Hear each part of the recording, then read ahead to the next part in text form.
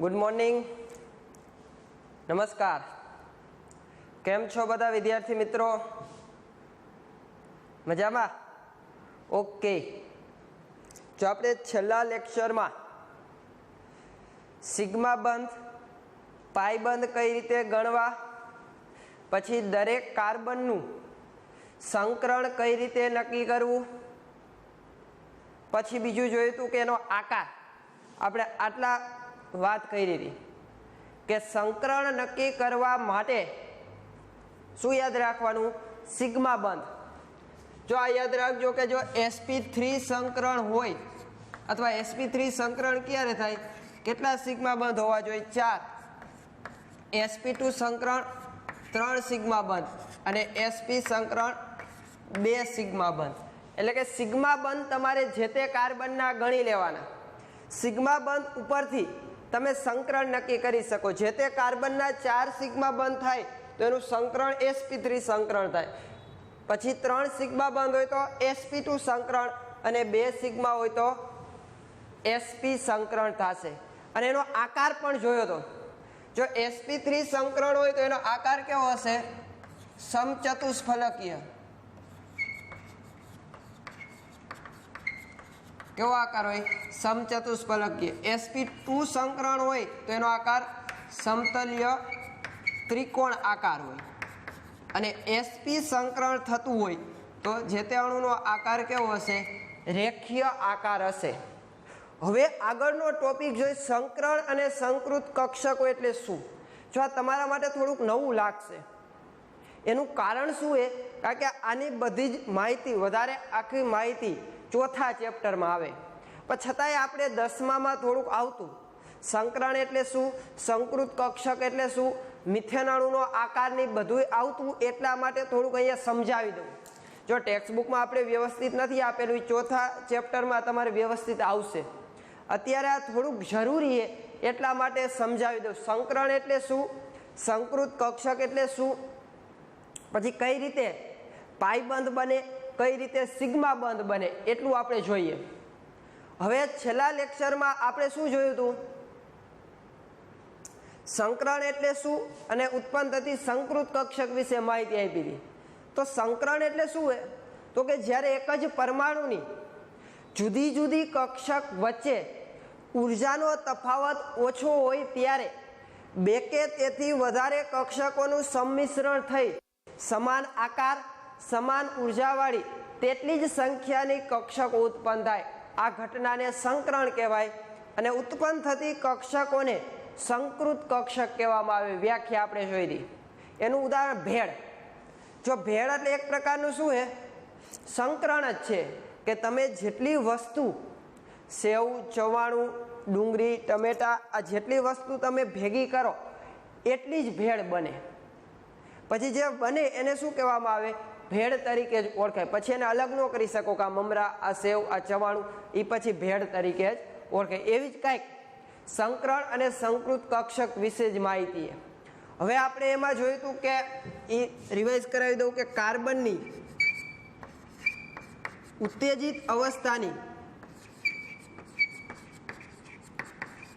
Electron રચના. કાર્બનની ઉત્તેજિત અવસ્થાની electron રચના શું થશે? કાર્બનનો પરમાણુ ક્રમાંક 6. એની બાહ્યતમ સંયોજકતા કક્ષકની ઇલેક્ટ્રોન રચના શું થશે? તો કે 2s1 2px1 2py1 2pz1. આ ઉત્તેજિત અવસ્થાની ઇલેક્ટ્રોન રચના. એટલે એનો મતલબ એક 2s માં એક ઇલેક્ટ્રોન, એક 2px માં એક ઇલેક્ટ્રોન, 2py માં એક ઇલેક્ટ્રોન અને 2pz માં એક ઇલેક્ટ્રોન. એટલે કે કાર્બનની આ ઉત્તેજિત અવસ્થાની તમે ઇલેક્ટ્રોન રચના જો 2s1 2px 2py અને 2pz. એટલે સંકરણ માટે તમારી પાસે કુલ 4 કક્ષક છે. એક s પ્રકારની અને 3 p પ્રકારની, px py અને pz.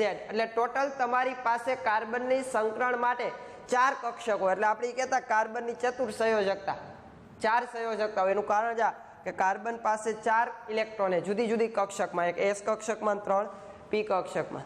પછી આપણે અગાઉ કીધું હતું કે એનો આકાર, જો જ્યારે એસ કક્ષકનો આકાર કેવો હોય, એસ કક્ષકનો આકાર તો કે ગોળ હોય. કેવો આકાર હોય? ગોળ હોય.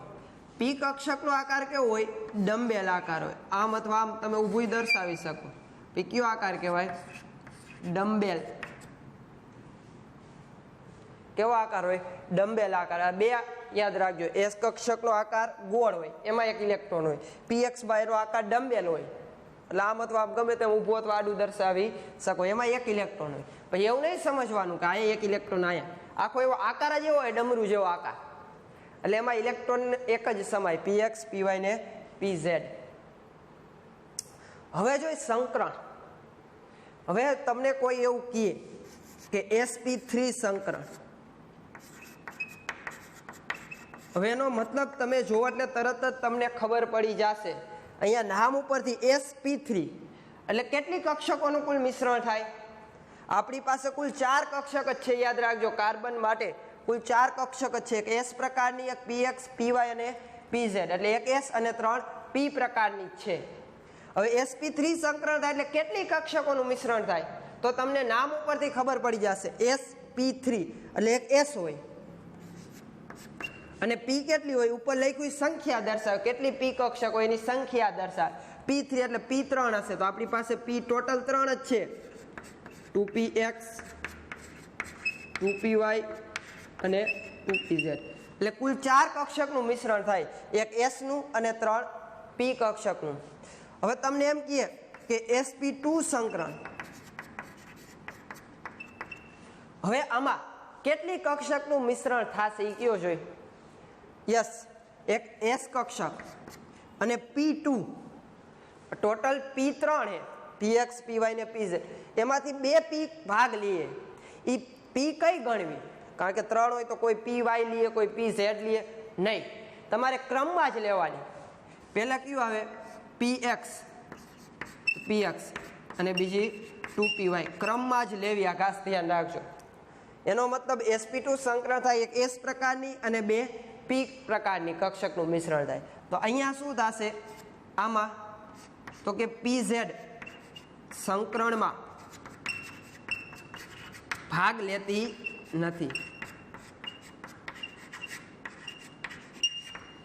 sp2 ઉપરનામાં sp3 માં શું થતું? 3 કક્ષક સંકરણમાં ભાગ લે. અહીંયા માત્ર p2 કીધું એટલે px અને py ક્રમમાં જ લેતું જવાનું, px, py, pz ભાગ લે નહીં. હવે તમને એવું કહે કે sp સંકરણ, sp સંકરણમાં શું થશે? નામ ઉપરથી તમને તરત જ આઈડિયા આવી જાય. એક એસ અને એક પી. એક એસ, પી કઈ લેવાની? ક્રમમાં જ પહેલા આવતી હોય px, એટલે 2 કક્ષકનું સંમિશ્રણ થાય. તો આમાં sp સંકરણ થાય ત્યારે કઈ 2 કક્ષકો ભાગ નહીં લે એ કયો જોઈ? px ભાગ લે તો કઈ વધે? py અને 2pz સંકરણમાં ભાગ લેતી નથી. આવું લખી શકું? રેડી?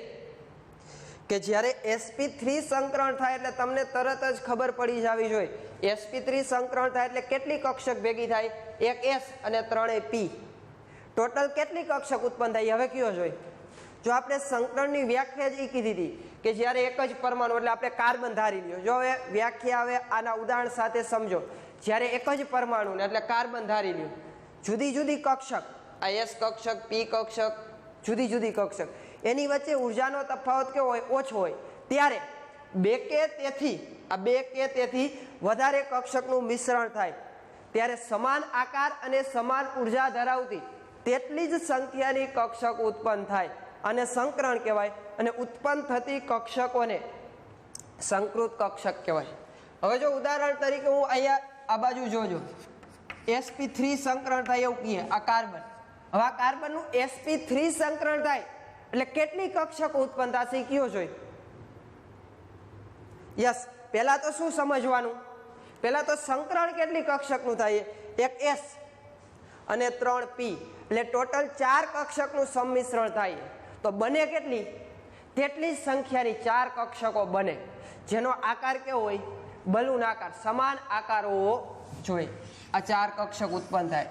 એ 2 3 અને આ 4 આ બલૂન આકારની કક્ષક જો જ્યારે સંકરણ થાય પછી બધાયનો આકાર કેવો થઈ જાય સમાન આકાર થઈ જાય પહેલા અલગ અલગ આકાર હતો એસ કક્ષકનો આકાર તો કે ગોળ હતો px py pz ડમ્બેલ હતો પણ જ્યારે સંમિશ્રણ થાય ત્યારે બધી કક્ષકનો આકાર કેવો થઈ જાય એક સમાન થઈ જાય પછી તમે આમે અલગ ન કરી શકો કે એસ કઈ હશે px કઈ હશે py કઈ હશે pz કઈ હશે પછી અલગ કરી શકો નહીં અને જે ઉત્પન્ન થતી કક્ષકો એ કયા નામથી ઓળખાય સંકૃત કક્ષકો જ કહેવાય તો આ ચારેય કેવી કહેવાય સંકૃત કક્ષક હવે દરેકમાં ઇલેક્ટ્રોન કેટલા હશે એ કયો જોઈએ યસ એક ઇલેક્ટ્રોન જોઈએ કારણ કે જો એસ માં એક ઇલેક્ટ્રોન હતો px માં એક છે py એક માં pz ચારે ભેગું કરો તો 4 ઇલેક્ટ્રોન થાય તો ચારેયમાં કેટલા ઇલેક્ટ્રોન હશે એક ઇલેક્ટ્રોન હશે તો આ ચારેય કક્ષકોને sp3 સંકૃત કક્ષક કહેવાય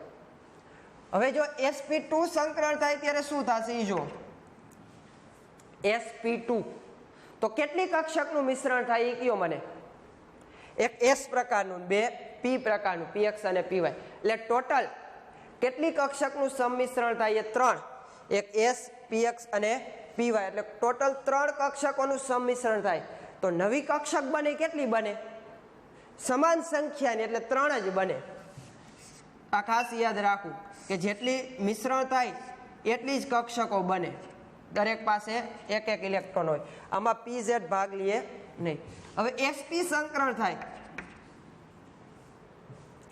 sp સંકરણ થાય એટલે શું થશે કયો જોઈ કેટલી કક્ષક ભાગ લે s અને એક p તો ટોટલ 2 જ કક્ષક ભાગ લે તો બને કેટલી 2 જ કક્ષક બનશે તો આ બે કક્ષકને સંકૃત કક્ષક કહેવામાં આવે એટલે આ રીતે સંકરણને આધારે જેટલી કક્ષકોનું મિશ્રણ થાય એટલી જ સમાન સંખ્યા ધરાવતી કક્ષકો ઉત્પન્ન થાય 4 ભેગી કરો 4 બને 3 ભેગી કરો 3 થાય 2 ભેગી કરો તો 2 કક્ષક ઉત્પન્ન થાય પણ બધાયનો આકાર સમાન હોય ધ્યાન રાખજો પહેલા અલગ અલગ આકાર હતો એસ કક્ષક ગોળ હોય p ડમ્બેલ હોય પણ જ્યારે સંમિશ્રણ થાય ત્યારે સમાન આકારની જોવા મળશે અને એનો આકાર જો આ રીતે ગોઠવાયેલો હોય sp3 હોય તો આમ સમચતુષ્ફલકીય આકાર દેખાય ચારેય ખૂણા તરફ પછી sp2 હોય તો આમ ત્રિકોણે અને sp હોય તો રેખીય આકાર હવે જો કોઈ ઉદાહરણ શીખી હવે ઉદાહરણ તરીકે તમને એમ કે મિથેન અણુનો આકાર સમજાવો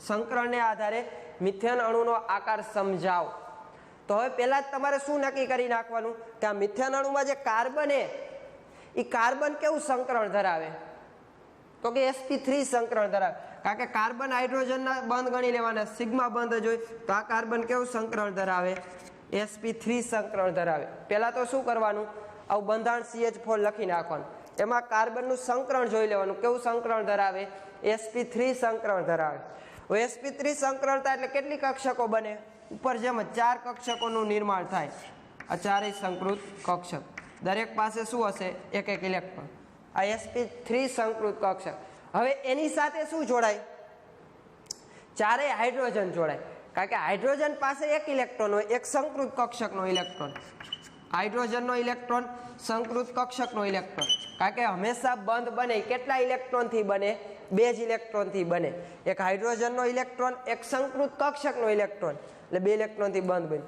વળી આની સાથે શું જોડાય હાઇડ્રોજનની 1s કક્ષક જોડાય કારણ કે હાઇડ્રોજનની 1s કક્ષક s કક્ષકનો આકાર ગોળ હોય હાઇડ્રોજનનું સંકરણ નથી થતું એ જ રીતે અહીંયા શું થશે હાઇડ્રોજનની 1s કક્ષક જોડાય કાર્બન હાઇડ્રોજન વચ્ચે બંધ બને અહીંયા હાઇડ્રોજનથી બંધ બને એટલે CH4 નું નિર્માણ આ રીતે થાય અને આ જે બંધ બને એ બંધને શું કહેવામાં આવે સિગ્મા બંધ કહેવાય જો હવે તમને તરત જ આઈડિયા આવી જાય સિગ્મા બંધ કેનાથી બને સંકૃત કક્ષકના ઇલેક્ટ્રોનની ભાગીદારીથી સિગ્મા બંધ બને યાદ રાખજો સંકૃત કક્ષક એટલે સંકરણ થઈને જે ઉત્પન્ન થઈ હોય એને સંકૃત કક્ષક કહેવાય કાર્બનની જો ચારેય સંકૃત કક્ષક હતી પછી ભલે હાઇડ્રોજનની ન હોય તો ચાલે એમાં કઈ જરૂર નથી એની સંકૃત કક્ષક હોવી જોઈએ કોઈ પણ 1 અથવા 2 સંકૃત કક્ષક હોવી જોઈએ સંકૃત કક્ષકના ભાગીદારીથી શું બને સિગ્મા બંધ બનતો હશે તો આપણે સંકૃત કક્ષક હતી કાર્બનની એનાથી સિગ્મા બંધ બન્યો હવે જો તમને કોઈ એવું કહે કે ઇથિન અણુનો આકાર સમજાવો ઇથિન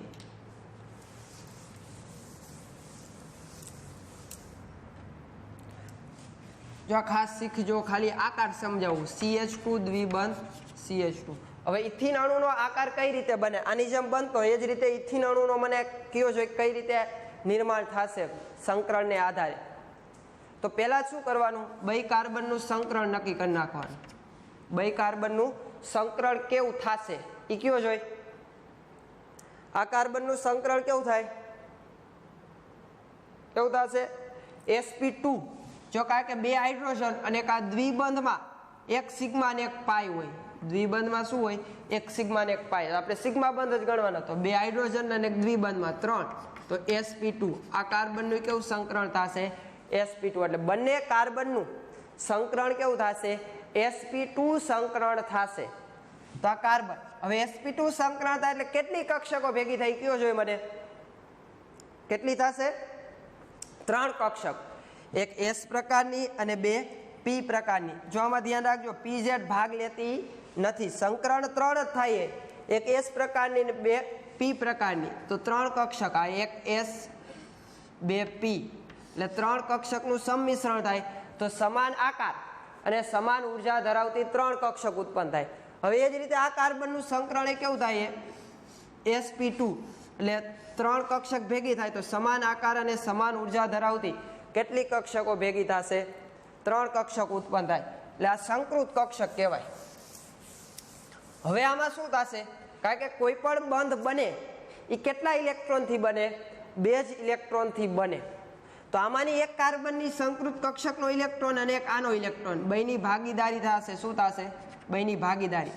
એટલે કાર્બન કાર્બન વચ્ચે બંધ બને. જે બંધને શું કહેવાય? સિગ્મા બંધ કહેવાય.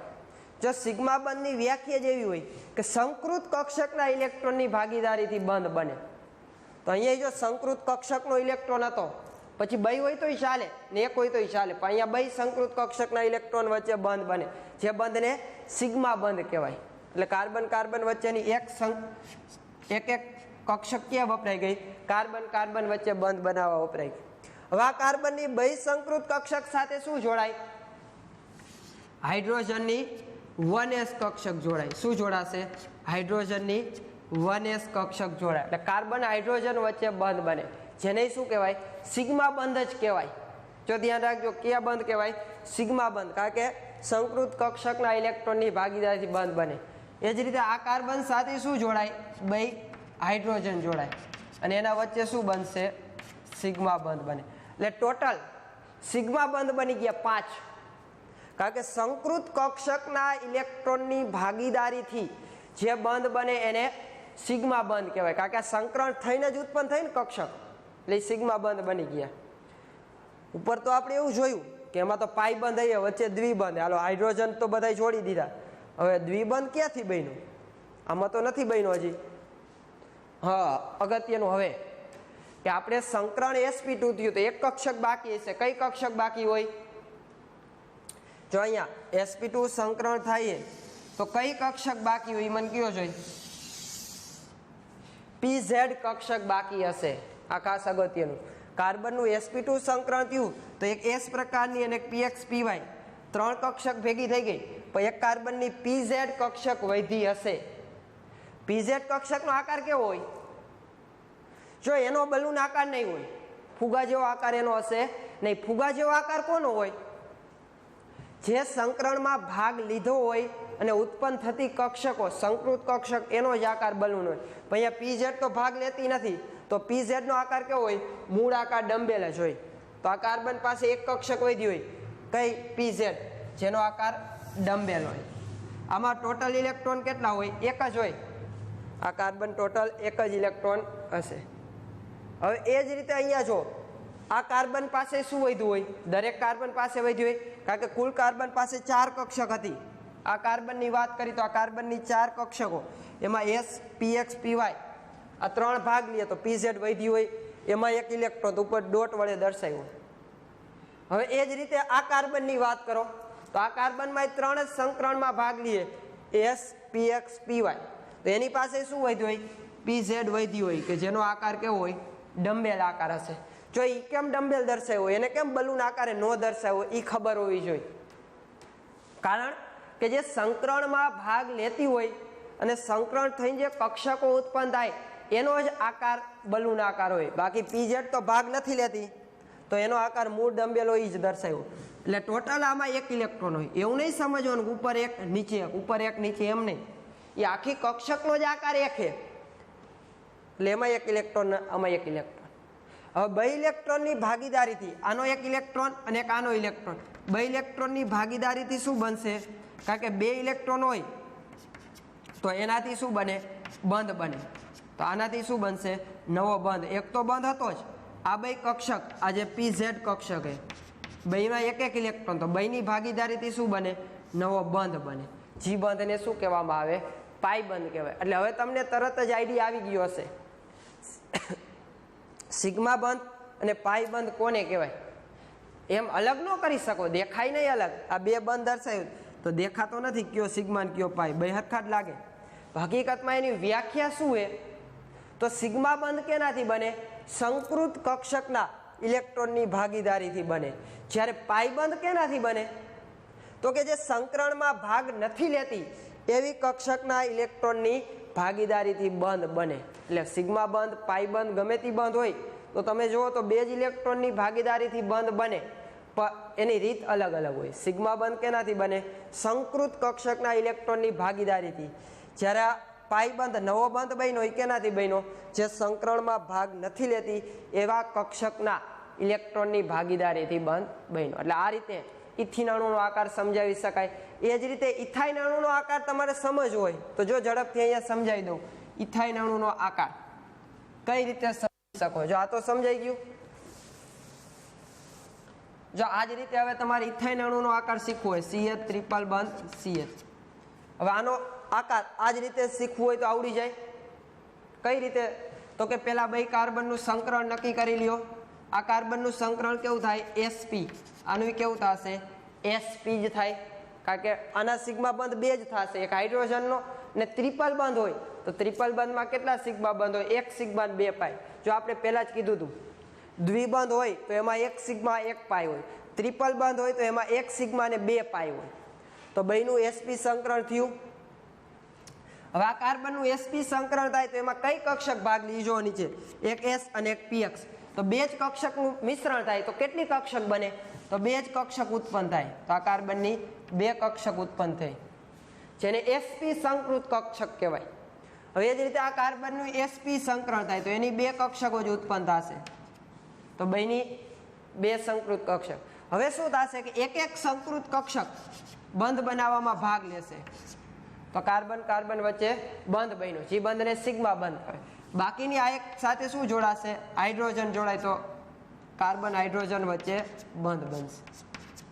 હવે આ કાર્બન પાસે બે કક્ષક વધી હશે. કઈ બે કક્ષક વધી હોય?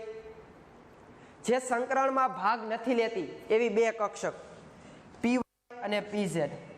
જો આમાં sp સંકરણ થયું એટલે બે જ કક્ષકે ભાગ લીધો હોય, એક s પ્રકારની અને એક px પ્રકારની, તો બે વધી હોય, px અને py. તો એનો આકાર કેવો હોય? ડમ્બેલ જ છે તો હું દર્શાવી દઉં. આ px, સોરી px તો ભાગ લ્યા py, નાના ઉપરથી એક આમાં pz દર્શાવી દઉં. રેડી? આ pz દર્શાવી દીધું. એટલે py ને pz જે સંકરણમાં ભાગ નથી લેતી એનો આકાર તો મૂળ આકાર ડમ્બેલ જ હોય. હવે એ જ રીતે આ કાર્બન પાસે બે વૈધી હોય, આનું sp સંકરણ થાય તો એક s અને p બે ભેગી થઈ ગઈ હોય, બે વૈધી હોય. આ py નેવો નેવો ડમ્બેલ આકાર pz નો દર્શાવી દઉં. આમાં એક ઇલેક્ટ્રોન, આમાં ઇલેક્ટ્રોન, આવું તો દર્શાવી શકું. હવે જો નિર્માણ કઈ રીતે થાય એ મને કહો.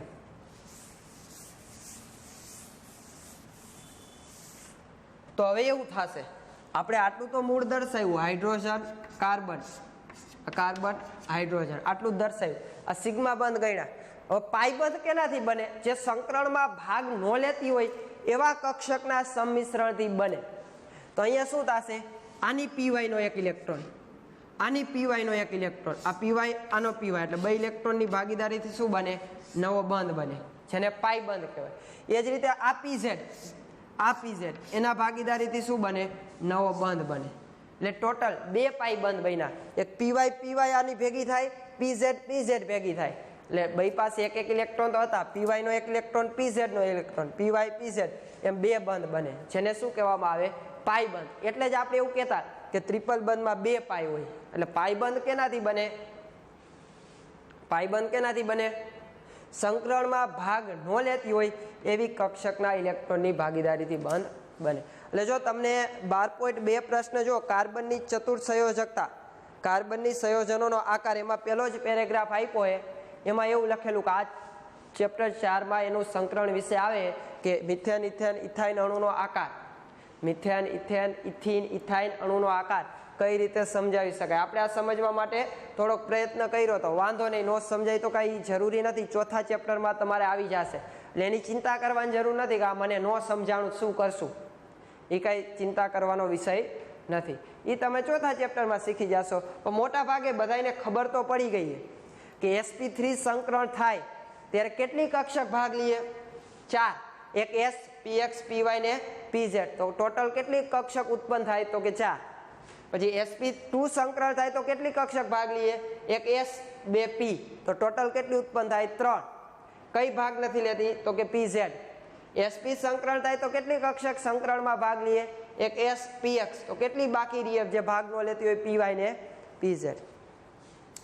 હવે તમને એવું કહે, જો એમાં હવેનો નીચેનો પેરેગ્રાફ એવો આપેલો કે sp3 સંકરણમાં s લાક્ષણિકતા કેટલી હોય, p લાક્ષણિકતા કેટલી હોય, અથવા લાક્ષણિકતા એટલે હિસ્સો અથવા ભાગીદારી. હવે જો હું અહીંયા આટલું ને આટલું આ બાજુમાં ફરીથી લખું, આ બધું પૂછી નાખું.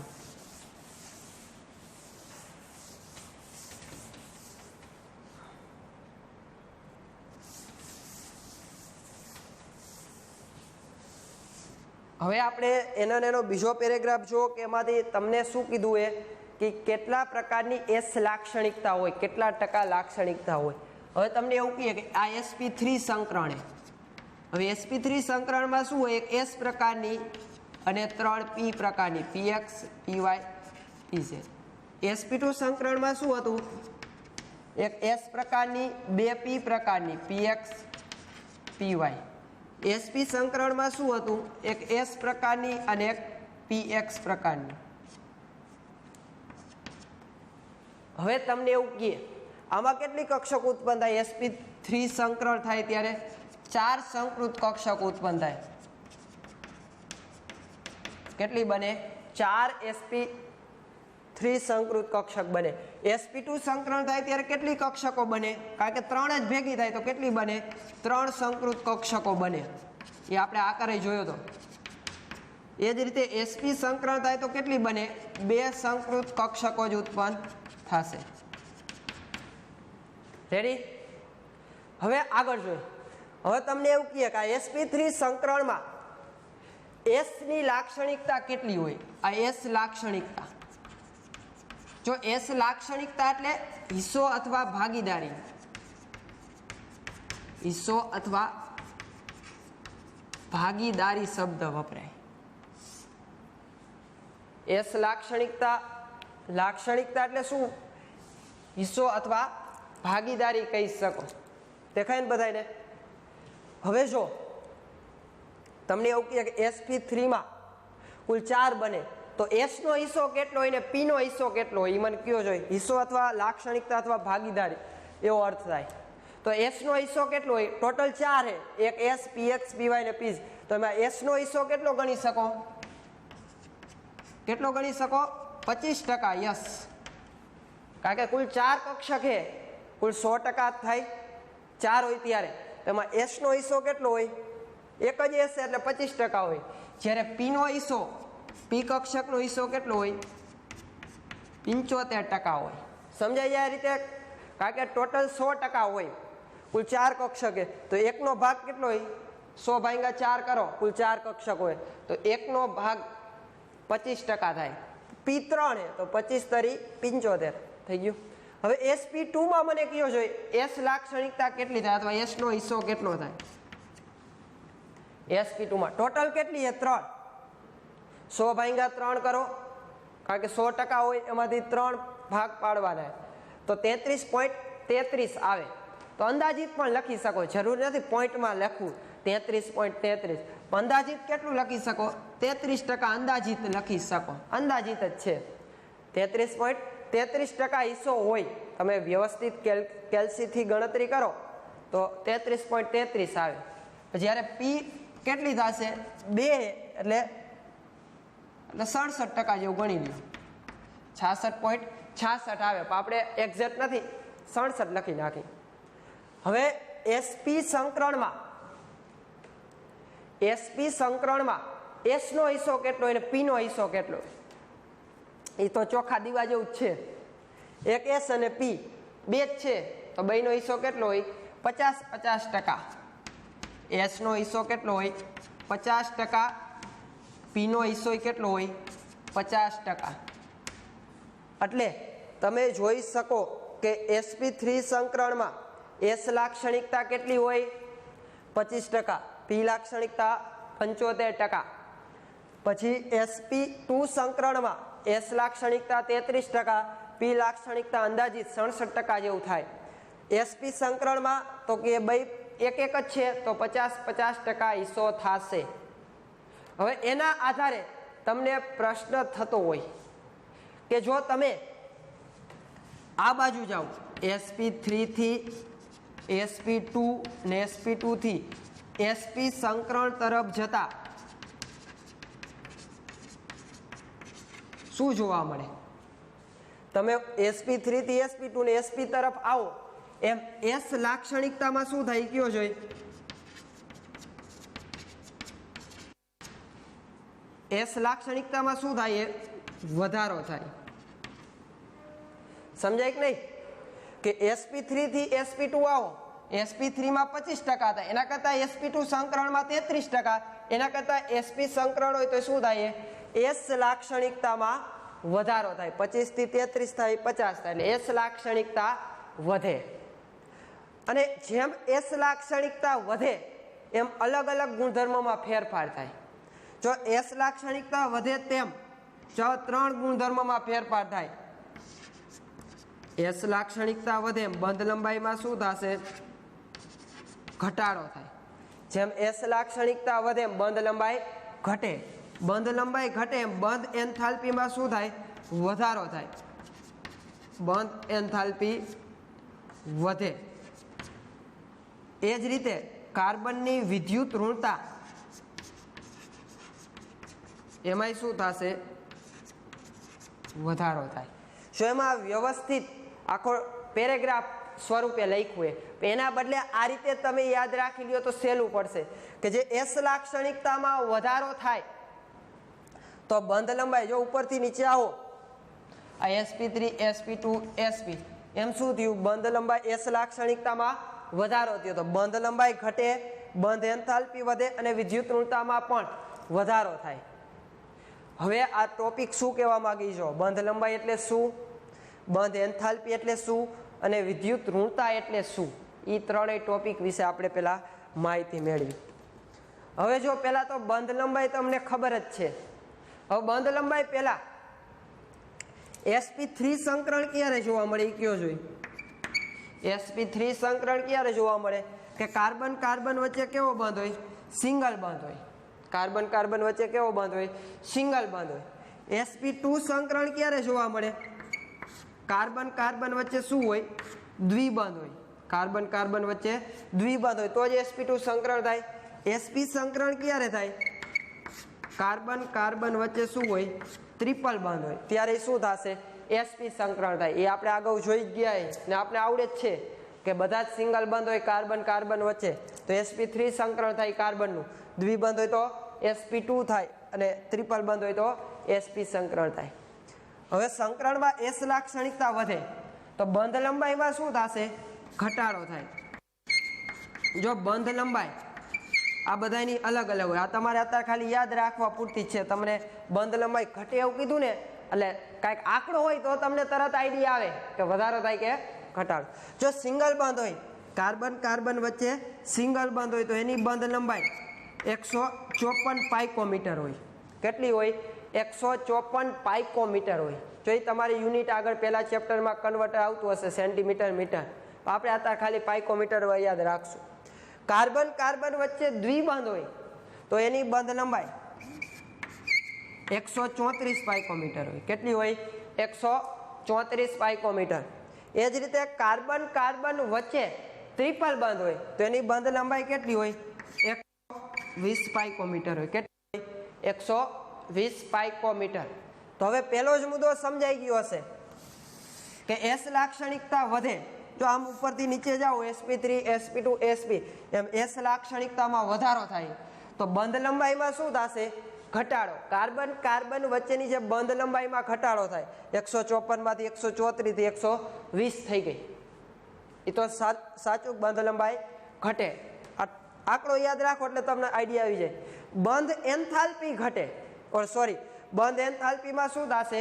વધારો। બંધ, હવે એવો પ્રશ્ન થાય કે બંધ એન્થાલ્પી એટલે શું? બંધ એન્થાલ્પી એટલે શું? તો ટૂંકમાં કઈ કે બંધ એન્થાલ્પી એટલે શું?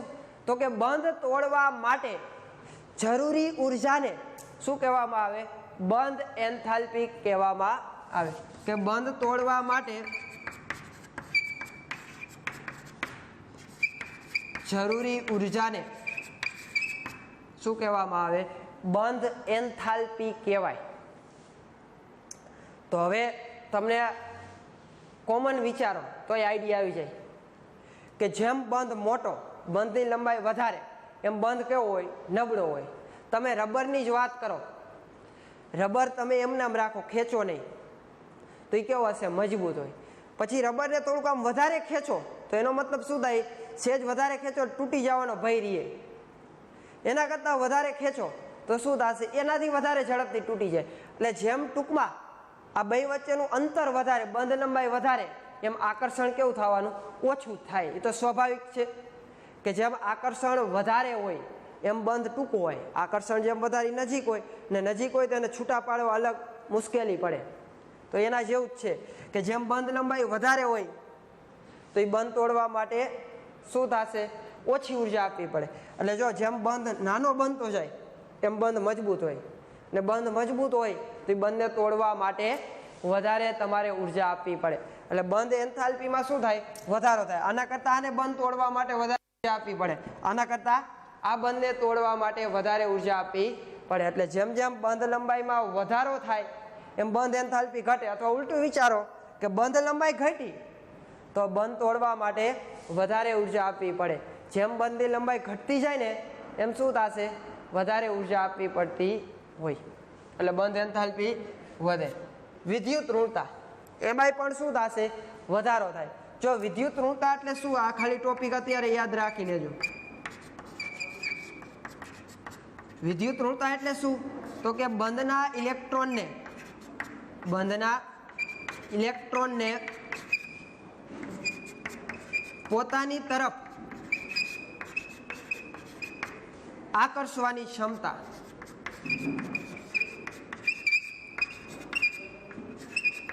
એને શું કહેવામાં આવે? વિદ્યુત ઋણતા કહેવાય। કે બંધના ઇલેક્ટ્રોનને પોતાની તરફ આકર્ષવાની ક્ષમતા એને વિદ્યુત ઋણતા કહેવામાં આવે। એટલે જો બધાય સંકર, બધાય કાર્બન જ છે, બધાય શું છે? કાર્બન જ છે। હવે તમને એમ કે આમાં કયા કાર્બનની વિદ્યુત ઋણતા વધારે હશે? મને કયો જોઈએ કયા કાર્બનની વિદ્યુત ઋણતા વધારે હોય? તો તરત જ આઈડિયા આવી જાય। જેનું sp સંકરણ થતું હોય એની વિદ્યુત ઋણતા કેવી હોય? વધારે હોય આના કરતા। ઓકે, આ રીતે તમને આઈડિયા આવી જવા જોઈએ। જો એમાં લખેલું જ છે બધું, પેરેગ્રાફ સ્વરૂપે લખ્યું હોય કે એસ લાક્ષણિકતા વધે એમ બંધ લંબાઈમાં ઘટાડો થાય, બંધ એન્થાલ્પીમાં વધારો થાય અને વિદ્યુત ઋણતામાં પણ વધારો થાય। પણ બધું મધ્યસ્થી કયું જોવા મળે? sp2। sp3 કરતાં બંધ લંબાઈ sp2 ની ઓછી હોય, sp કરતાં વધારે હોય। બંધ એન્થાલ્પી પણ sp3 કરતાં વધારે હોય, આના કરતાં ઓછી હોય। એટલે sp2 વચ્ચે જ છે, એટલે બધાય પરિબળ મધ્યસ્થી જોવા મળશે। જો આમાં ટૂંકા પ્રશ્ન તમને કેવા કેવા પ્રકારના પૂછાઈ શકે એ સમજાવી દો। જો ઉપરનું કાંઈ રાખતો નથી એ સમજાઈ ગયું। લાક્ષણિકતા, આ લાક્ષણિકતા તો સમજાઈ ગયું કે sp3માં, આ sp2માં ને આ। જો આમાંથી ટૂંકા પ્રશ્ન ઘણા બધા પૂછાઈ શકે, આમાંથી ઘણા બધા ટૂંકા પ્રશ્ન પૂછાઈ શકે। કેવા કેવા પ્રકારના પૂછાઈ શકે? તો જો તમને આવું આપ્યું હોય CH3 આ પહેલા હું વિકલ્પ લખી નાખું. બી વિકલ્પ CH2 દ્વિબંધ CH2, સી વિકલ્પ CH ત્રિપલ બંધ CH અને ડી વિકલ્પ કહી શકાય નહીં. હવે તમને પ્રશ્ન હવે પૂછું કે એવું કહે કે નીચેનામાંથી કયા સંયોજનમાં પી લાક્ષણિકતા વધારે હશે? નીચેનામાંથી કયા સંયોજનમાં પી લાક્ષણિકતા વધુ હોય? પી લાક્ષણિકતા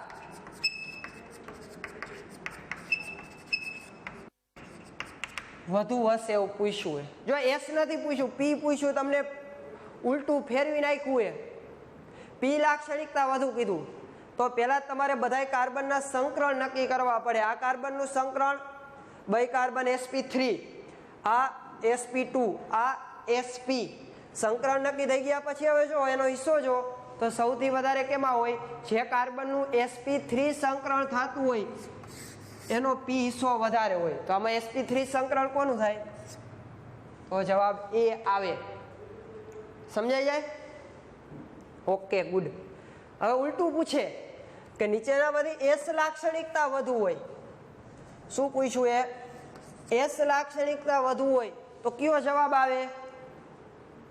કયો આવશે?